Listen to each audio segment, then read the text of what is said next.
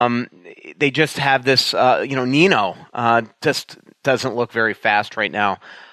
But they're also not playing fast. So there is something, I know it sounds like an excuse, but you don't have to be the fastest team in the league to look fast on the ice. And so the Wild are compounding matters by being this slow team, by coughing up pucks and then being kind of pinned in their own zone. And they just, because they're not using skating as units, because they don't have any puck support whatsoever in the neutral zone right now, they're not coming up the ice together with speed, and it just makes them look slower and slower. So I think that's the big thing, is that they've got to, I mean, you want an example of puck support, just watch the first two games of the Coyle Greenway and Eriksson Ek line. There are times where Coyle looks like a man alone on the island. And so that line just didn't work, and they're going to have to figure things out. There's a lot of things I don't like right now about their team. I don't like the way their power play is playing. I don't like some of the personnel decisions that they made the other day on the 4-on-3. I don't like the shootout personnel decisions that they made the other day in the shootout. There's just a lot of reasons why they're 0-1-1. But I will say again, like I get that in the playoffs the Wild have had trouble scoring, and maybe that is the reality of this team, is that they are a team that just they don't score easily. I think we do know that. That's one big reason why they're god awful in overtimes the last 2 or 3 years. But we have seen this team score in the regular season. Last year, they were top third in the league in the regular season. 2 years ago, if you remember, they were the most balanced team in the league scoring. They had the most, if I remember, times in the league that they scored 3 and 4 goal games, 5 goal games. Remember, it was constant 2 years ago that they were scoring 4 or 5 a game. So this team has scored. And that's why, to me, they've got to put themselves in better positions to score, and we'll see it happen again. But the problem is that now you got Chicago coming in here on Thursday, and Chicago is feeling it right now. Last year they started with 15 goals in their first 2 games, 10 in their first. This year they started with 15 goals in their first 3 games, with Kane and Taves combining for 9. The fact that Taves has suddenly kind of reinvigorated himself after starting to look kind of done last year. Started looking like Koivu. Did I say that out loud? I didn't. I'm sorry. I'm sorry. So, but so you got tough. Then you go to Nashville, or you got Carolina coming to town. Which, by the way, speaking, I mean, Carolina is a fun team. I watched them the other day. They were getting goals from people I'd never heard of. Svechnikov scores his first NHL goal. Have heard of him. He's going to be an absolute superstar. He jumps in the glass for a celebration. So you know what the Hurricanes do at the end of the game? They line up on the blue line, or the red line, do the salute to the fans, and then as a 20-man unit go sprint to the other end and jump in the glass. And I have heard a couple players kind of roll their eyes and laugh at that. I'm not saying which team do that. Like, to me, that is fun. That's fun. That is the type of thing that can rally a team all year to make it fun. Trust me, I covered the 95-96 Panthers when Scott Mellenby killed the rat in the locker room, and then they scored 2 goals against Calgary, and they called it a rat trick. And the Wild seemed to the Panthers seemed to rally around that all year, to the point the fans rallied around that all year and started throwing rats on the ice. That team had no right going to the Stanley Cup final that year. And this is the type of thing, after their first win, that could actually get a team, kind of motivate them the rest of the year to do fun stuff. They're a fun young team. So, like, to me, there's nothing to make fun of there. No. Maybe if certain teams in this league did fun stuff like that and didn't take themselves so seriously, they'd be better. I wonder who you're talking about. Nobody in particular. And well, you know what? I want to get to the Matthews-Kane duel, because that was just a blast. Speaking of fun hockey, let me thank Twill in the Edina Galleria. I'm wearing my Johnny O shirt that I got there. I have Barber shirts. I have Johnny O shirts. I have underwear I bought there. Michael doesn't like me to bring it up, but I have underwear I bought there. It's the most comfortable stuff I've ever had. Check out Twill in the Edina Galleria and Twill on Instagram, twillmn.com on the internet. Jim usually doesn't like to shop for clothes. I don't like it when he shops for clothes either, because he used to buy stuff I'd want to throw out. That's why I'm so glad he's found Twill in the Edina Galleria. He likes shopping there because of the comfortable environment and the friendly staff. He finds clothes that actually fit him properly and are high-quality brands that will look great for years, whether he's golfing or working. Our favorites so far are Peter Millar, Johnny O, and Barber. We spend our money at Twill because we love the clothes and we love the no-pressure shopping. Drop by Twill in the Edina Galleria for the best shopping experience and best clothes you'll find in the Twin Cities. The Matthews-Kane shootout was fabulous. Yeah. I mean, that was that game the other night. So 7-6, Toronto wins in overtime. In the last minute and a half of that game, Kane ties it up. Matthews scores the go-ahead goal, and then Kane ties it up again. And then in overtime, 14 or 15 seconds in, Morgan Riley scores a goal past Cam Ward, who, by the way, has just, I mean, the Wild better hope Cam Ward plays on Thursday. He just looks done, and that's the problem with the Blackhawks this year is that they are going to probably have to score 7 a game to win.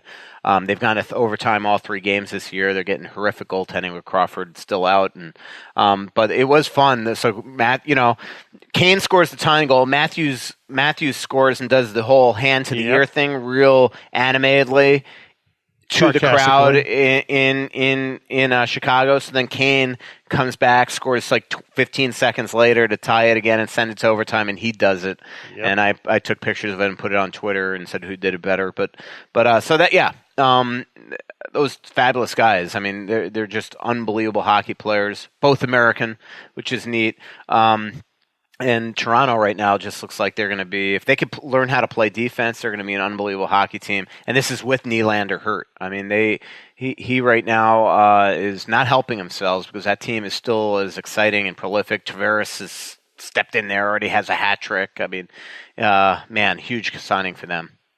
My friend Steve Simmons, the longtime Canadian sports writer, love Steve Simmons. He tweeted out something that, hey, that Toronto Chicago game, that's what it was like covering the Gretzky Oilers against the Flames back in the day. Yeah, I mean, Steve knows everybody. He covered a lot of North Stars games back in the day, and has been around for absolute ever. And he's one of those columnists, old school columnists too. Like he doesn't mind who he pisses off; he just does it, which I know sometimes rubs fans the wrong way. But I think that's all okay. of us, they get over it. All of us in the business absolutely respect Steve. Absolutely. Let's do some Twitter questions. Once again, let's thank WhizKids.tech, WHIZKIDS.tech. They've been sponsoring our programs across the network for a while now. We've gotten to know Michael Thanert and his staff. They're great. And cool thing, this is a startup that has had great success. It's growing fast, and now they have a billboard on Washington Avenue. So this is one of the stories you cheer for. Hello, Minnesota sports fans. This is Michael Thanert, founder and CEO of WhizKids. WhizKids is a Minneapolis-based managed IT, hosted VoIP, and cloud services provider. Businesses today require fast response times, skilled support staff, clear communication, and technology recommendations that align with their business goals. At WhizKids, we do this each and every day with our clients. When you call into our help desk for support or work with one of our higher-level engineers on a complex issue, you'll find our staff personable and ready to roll up their sleeves to help you solve your technology problems. Reach out to WhizKids today to find out how we can help your business meet your technology goals. Visit us online at whizkids.tech. That's whizkids.tech. WhizKids, make it happen. Unless you have something else, we'll get some Twitter questions, Michael. No, go for it. All right, from Wicked Ginger, which is a great handle. If this season gets off the ugly start it feels like we're about to have, how soon can we expect changes, and what might those changes be or look like? Again, I don't know. I mean, I'm sure that Paul Fenton's looking, but right now everybody's close to the cap, and again, if you're the only impactful one I can think of is Nylander, and I wouldn't do it. I just don't think he's the guy. If he wanted $5.5 million, I think he'd be the guy. But if he wanted $5.5 million, Toronto would sign him by now. I do think it's an absolute hypocritical joke that Brendan Shanahan, of all people, and I love Brendan, but this is somebody that's asked for a trade. He had contract squabbles in his career.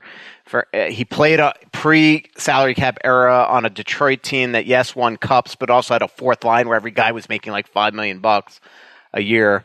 For him to come out and essentially say that really William Nylander needs to be a team player and not be so selfish, essentially, I just think it's an absolute hypocritical statement on Brendan's part. But that's just what I think about that. From our friend Alec, who comes to a lot of the live shows, what will it take to make this team more successful? We've talked about that a lot. Is there any other aspect of that question you want to get to? Ask the question again. I'm sending out a tweet right now, and I'm distracted. Oh, that's shocking. From Alec, our friend, he's asked, what will it take to make this team more successful? I know we've already... Superstars, speedier players, younger players. Again... Yeah, I know. Hey, by the way, Philip, you 2 games in the season, you think Grandy is a superstar right now? Have you noticed him on the ice? Because I certainly haven't.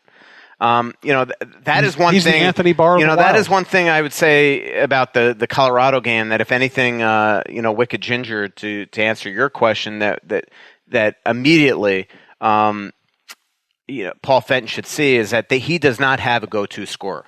That game, there was ample opportunity for the Wild to take a game that they had no right being in, and that Devan Dubnyk provided them to be in, and tie that game up. And nobody stepped up. Nobody even came close to stepping up. And that's what they don't have. Back in the day, I remember the Wild could suck for 2.5 periods, and Marian Gaborik would just come out and breakaway, wrist shot, goal. And that's what the Wild don't have. So that's one thing to answer Alex's question that they lack. But these guys have to be better. I mean, I know it's 2 games in the season. I keep on prefacing that, but I mean, if you're Paul Fenton, probably seen enough from Nino and Charlie right now. They are what they are. And Nino's been a very big disappointment these first 2 games. And so now they're on a line together going into the Chicago game with Jordan Greenway. And we'll see if they can get it done. I mean, Nino and Charlie have played well together before. They're on a huge line. There's just no excuses. They need these guys to step up right now. And so far, 2 games in the season, they absolutely have not. You are correct there. Thanks to Fixology Repair, fixologyrepair.com, 3rd floor of Mall of America by Nordstrom's, and downtown in the Skyway just south of the Wells Fargo Center. There are some things in life that you just can't live without. Now, whether it's a special piece of jewelry, a watch, or even your smartphone, you want it in working condition. At Fixology Repair, we are committed to restoring your pieces so that everything works or fits the way it ought to. Watch servicing, chain repair, and broken screen replacements are just a few of the services that we offer at our 2 locations, Mall of America and the Skyway in downtown Minneapolis. Please visit us at fixologyrepair.com or at fixologymn on Twitter to learn more. Mention this ad and get a 10% discount on our services. From our friend Bill, there are a lot of alarming issues on the Wild right now, but Stahl looks noticeably slower to me. Where does he rank on your list of concerns? Not nearly as big yet, because I've seen him start this way before. I do remember the first 2 games of the last couple of years, he kind of looked like this. And maybe it just takes him a little while to get those legs churning. I don't know.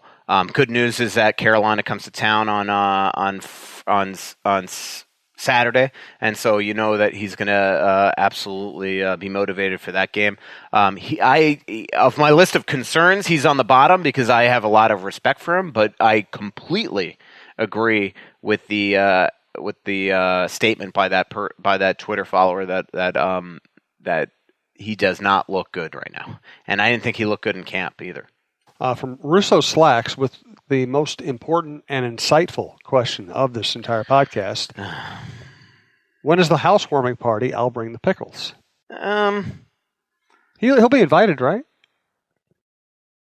He doesn't even come to our podcast. I know, but this is an opportunity to really stalk you. My guess is that here's the thing. You don't need to invite him. He's going to be in the bushes photoshopping as you walk through to me the thing. The house. There are people I've blocked on Twitter that I'd sooner invite to that housewarming party.